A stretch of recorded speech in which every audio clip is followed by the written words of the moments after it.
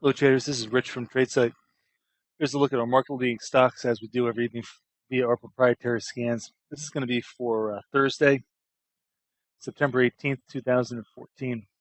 We had our Fed decision today, and they kind of shook things around, gave it a two-way push, ultimately kind of settling up nowhere net. What we're winding up with here on the NASDAQ patch at least is a little bias to the sell side, though not particularly strong. Got a couple deviations. We've got good volume in Adobe. Keep an eye on that. That one's actually closing fairly weakly today.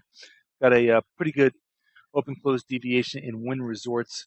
That one's also nicely above the VWAP and maybe finally trying to circle the wagons there after a very protracted move to the downside. So also keep an eye on Las Vegas Sands LVS. That's a good pick trader that also has good range. The financials here are basically paired off as far as signals go. We are seeing a fair amount of volume. Citigroup, CME, ICE, MasterCard, and USB all have volume bumps. So this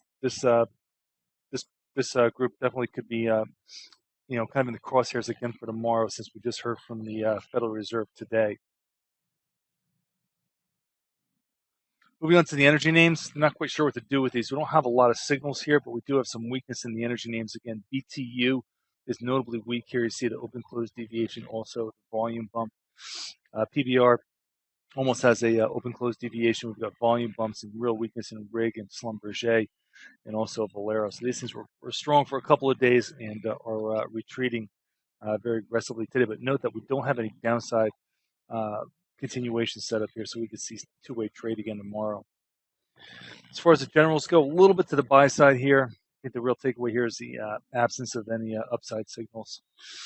Dow Chemical has a downside RPS on a volume bump, so definitely keep an eye on that. DuPont Double D was also on the move today.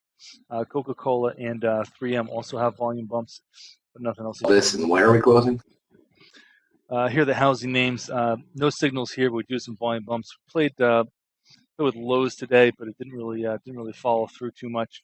DHI has got a volume bump. Hovnanian, very strong day and a good volume bump. And Toll Brothers has a volume bump. This was definitely the sector that was outperforming out of the gate and held fast. Transports, a lot of downside RPSs, and most of these all have volume bumps. We're probably going to get the volume bump in UNP by the time we get the closing print. So keep an eye on these tomorrow. These could be the surprise tomorrow. Definitely like that. And moving on to the commodities, indicates a downside here today.